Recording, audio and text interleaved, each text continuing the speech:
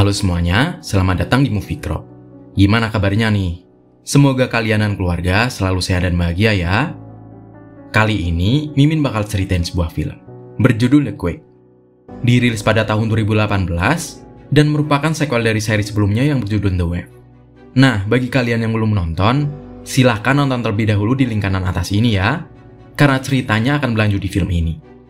Di film The Quake ini, kita akan kembali melihat tokoh utama yaitu Christian. Setelah 3 tahun bencana tsunami melandanya, Christian mendapatkan kabar bahwa rekan kerjanya meninggal di sebuah terowongan bernama Of Lost Shore. Christian pun bergegas untuk menyelidiki penyebab kematian temannya itu. Tapi ternyata sebelum meninggal, rekannya itu telah menemukan kemungkinan akan terjadinya bencana lain yang lebih mengerikan. Nah, gimana kisah selanjutnya? Nggak usah lama-lama lagi. Langsung aja kita ceritain filmnya.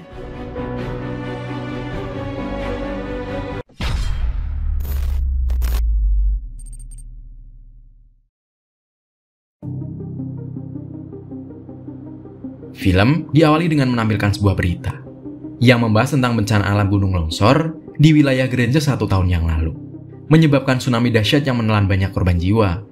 Ahli geologi bernama Christian sering tampil di beberapa acara TV dan dipuji-puji sebagai pahlawan karena menyelamatkan ratusan nyawa dalam bencana tersebut. 3 tahun kemudian, semenjak bencana tersebut, kini Christian hidup menyendiri, dikarenakan sang istri yang bernama Idun telah menceraikannya. Idun membawa sang anak yang bernama Sundri dan Julia tinggal di sebuah kota bernama Oslo.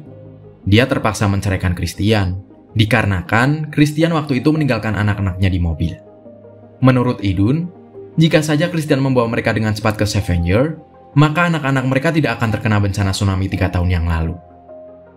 Walaupun setelah bencana tsunami di Granger, keluarga mereka masih diberi keselamatan, namun menurut Idun, karena Christian telah membahayakan anak-anaknya, dengan terpaksa dia menceraikannya. Suatu ketika, anak perempuan Christian bernama Julia memutuskan untuk mengunjungi rumah ayahnya yang berada di Granger. Ayahnya pun langsung menjemput Julia di pelabuhan.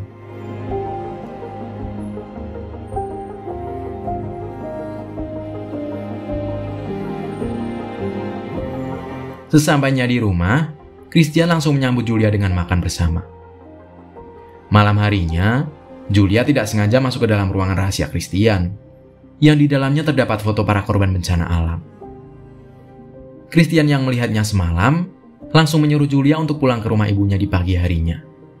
Menurut Christian, Julia datang di saat yang tidak tepat. Dengan hati yang sedih, Julia pun terpaksa menuruti permintaan ayahnya. Hingga akhirnya, Christian mengantar Julia ke pelabuhan. Saat Julia menaiki kapal, shawl milik Julia ternyata tertinggal di dalam mobil. Christian berniat memberikannya pada Julia, namun kapal yang dinaiki Julia sudah berlayar. Julia memandangi ayahnya dengan rasa kecewa yang cukup dalam. Di tempat lain, ada seseorang bernama Conrad yang ingin pergi menuju ke terowongan Oswald.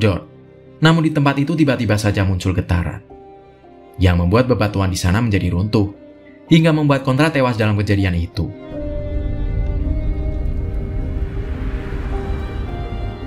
Sementara itu, Christian melihat sebuah berita yang menyatakan bahwa rekan kerjanya yaitu Conrad telah meninggal di terowongan Oswald.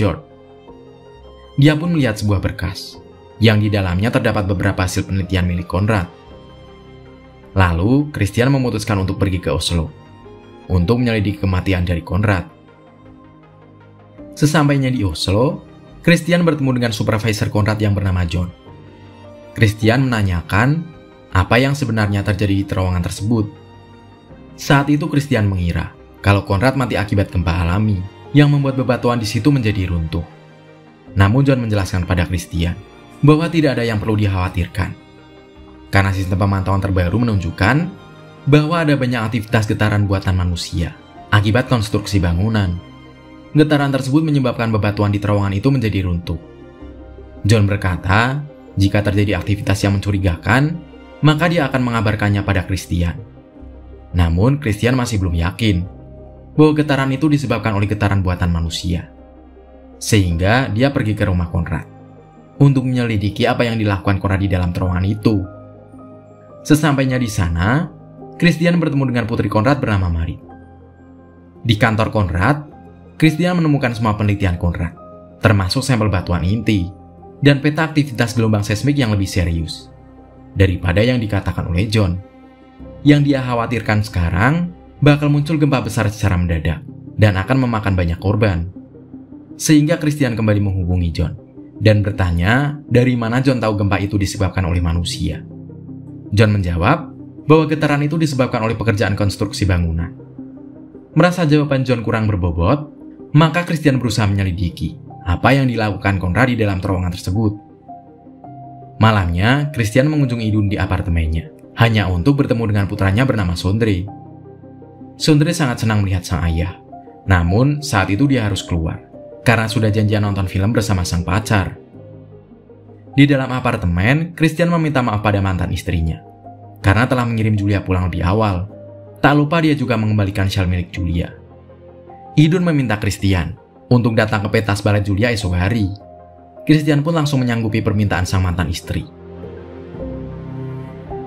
Di pagi hari, Christian sudah ke rumah Conrad dan bertemu dengan Marit. Christian mengatakan pada Marit bahwa pasti ada sesuatu yang sedang diselidiki oleh Conrad di dalam terowongan tersebut. Dia mulai merasakan ada sesuatu yang besar akan terjadi, sehingga dia meyakinkan Marit untuk ikut ke dalam terowongan tersebut. Mereka mulai masuk ke dalam terowongan itu.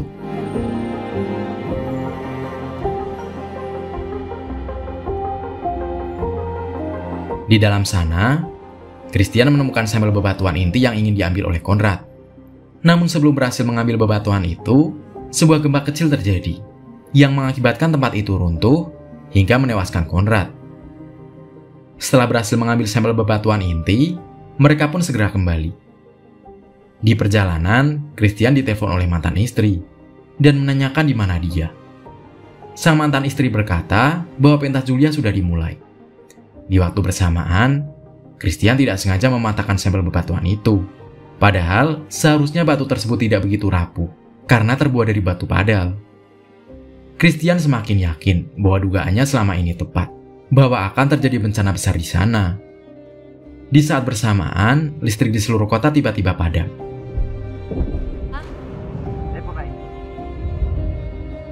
Beberapa detik kemudian terjadi gempa yang menyebabkan terjadinya retakan di mana-mana.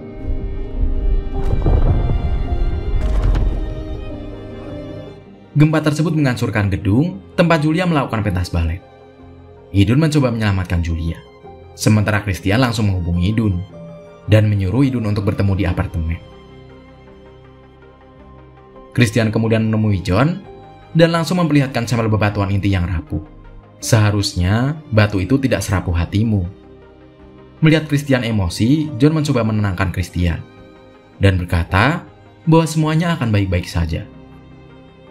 Christian langsung pergi setelah gagal meyakinkan John tentang adanya aktivitas gelombang seismik yang terus meningkat tajam. Setelah itu, Christian mengantarkan Marit pulang ke rumahnya. Malam itu, Christian mengunjungi Idun dan meminta maaf karena melewatkan pentas Julian. Sang mantan istri sangat kesal pada Christian karena selalu mencari bencana dan sering sekali meninggalkan keluarganya. Menurutnya, Christian tidak bisa menjadi ayah yang baik. Mendengar perkataan Idun, Christian langsung menangis di pelukan Idun. Dan pada akhirnya, mereka berdua pun menghabiskan malam bersama sebagai mantan suami istri. Di pagi hari saat esok harinya, saat Julia dan Sondre terbangun, mereka melihat sang ayah yang sedang menyiapkan sarapan, karena Idun sudah berangkat kerja setelah subuh. Christian berusaha untuk menjadi ayah yang baik bagi kedua anak dan istrinya. Setelah sarapan, Sondre berangkat ke kampus. Di tempat lain, Marit sedang bersih-bersih kantor ayahnya dan tidak sengaja menemukan sesuatu di komputer ayahnya. Dia pun merekam menggunakan ponsel dan bergegas ke apartemen Idun. Sesampainya di sana, Marit langsung menunjukkan rekaman itu pada Christian. Setelah menonton rekaman itu, Christian menyadari bahwa Conrad menggunakan tikus untuk meneliti teorinya, dan tikus itu mati karena terpapas gas beracun. Sehingga Christian dapat menarik kesimpulan bahwa gempa bumi besar di atas 8,5 skala Richter akan mengguncang seluruh kota Oslo. Conrad tewas karena tanda-tanda gelombang seismik yang mulai meningkat dan membuat bangunan terowongan runtuh. Mengetahui bahwa gempa besar akan terjadi, Christian langsung mengajak Marie dan Julia pergi. Mereka bergegas menuju ke tempat kerja Idun. Dalam perjalanannya, Christian terus menghubungi Sondre yang masih di kampus. Namun, sepertinya Sondre mengabaikan telepon dari sang ayah. Christian juga sudah mengirim pesan sebanyak mungkin. Namun, lagi-lagi Sondre mengabaikannya. Sesampainya di hotel, Christian menyuruh Julia untuk tetap bersama Mary di dalam mobil. Sedangkan dirinya akan mencari Idun. Hingga akhirnya, Christian menemukan mantan istri yang berada di lantai 34. Dia segera mengajak Idun turun ke lantai bawah. Kemudian, Christian langsung membunyikan alarm kebakaran dengan tujuan agar membuat orang-orang segera turun ke bawah. Saat mereka turun menggunakan lift, tiba-tiba Christian melihat Julia yang juga ikut naik ke lantai 34. Namun, pintu lift tertutup secara otomatis dikarenakan alarm tanda bahaya. Tak lama listrik pun padam. Marit yang masih ada di luar sangat bingung kemana Julia pergi. Hingga akhirnya, dia pun mencari Julia dan naik sampai ke lantai 34. Tak lama kemudian, Marit berhasil menemukan Julia. Namun di saat bersamaan, gempa besar pun terjadi, menghancurkan seluruh kota Oslo. Melihat gempa yang sangat besar, Marit langsung membawa Julia masuk ke dalam gedung.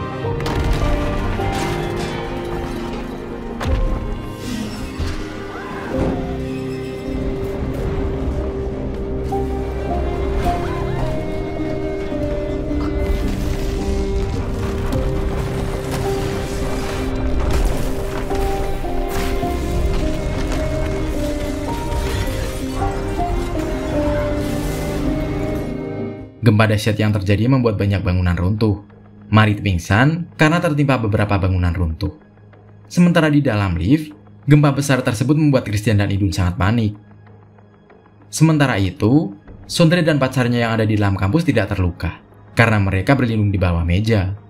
Namun, bangunan yang runtuh menewaskan beberapa teman-temannya. Di sisi lain, Marit tersadar. Dia melihat Julia sedang menyelamatkan pekerja hotel yang tertimpa puing-puing bangunan. Marit pun segera ikut membantu. Namun tak lama kemudian, gempa susulan terjadi, yang membuat sebagian gedung menjadi miring.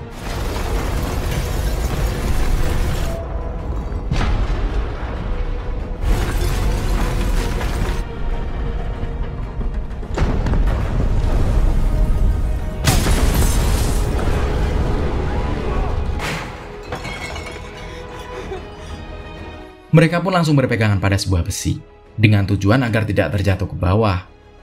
Namun Marit tidak sengaja melepas tangan pekerja itu, yang menyebabkan pekerja itu tewas terjatuh dari atas gedung. Marit juga hampir tewas meluncur ke bawah.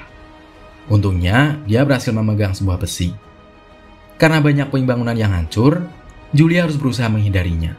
Untung saja, dia berhasil meraih tangan Marit.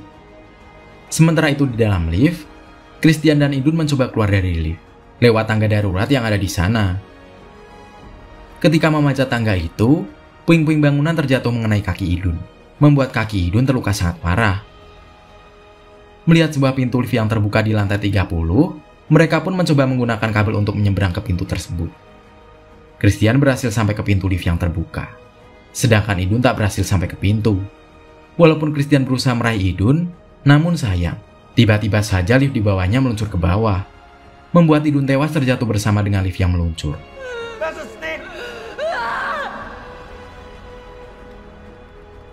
Idun, nej,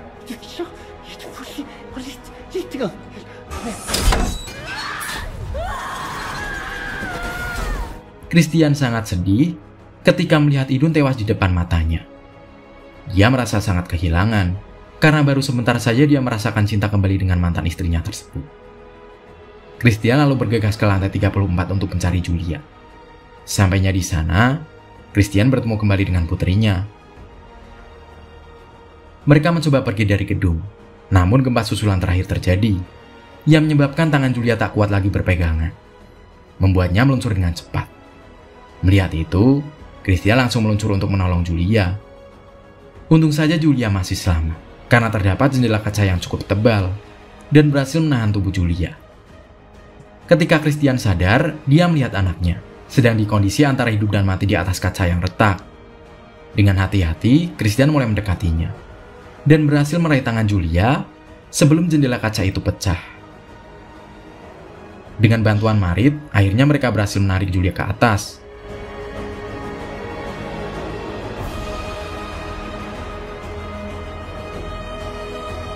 Mereka bertiga kemudian terus berusaha memanjat gedung untuk menuju ke tempat aman dan menunggu diselamatkan oleh tim SAR.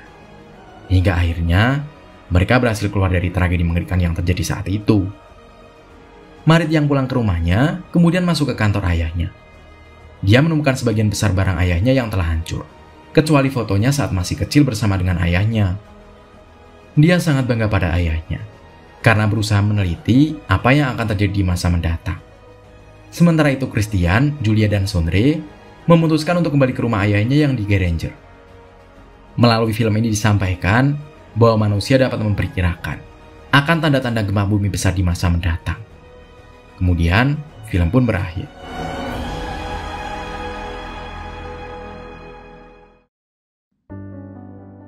Keluarga adalah segalanya. Cinta dan kasih sayang dari keluarga adalah hidup bagi kita. Saat kehilangan, barulah kita sadar bahwa orang yang kita cintai adalah separuh dari jiwa kita. Jangan anggap remeh peringatan dari seseorang, karena kita tidak tahu apa yang akan terjadi. Dan mungkin saja, orang lain lebih mengetahui apa yang tidak kita ketahui. Nah, menurut kamu, pesan moral apa yang dapat kita petik dari film ini? Dan seperti biasa nih, dari 1 sampai 10, berapa nilai yang mau kamu kasih buat film ini? Tulis pendapatmu di kolom komentar ya. Sekian cerita film kali ini, semoga kalian suka dan terhibur. Sampai jumpa di cerita film selanjutnya. Mimin pamit, dadah.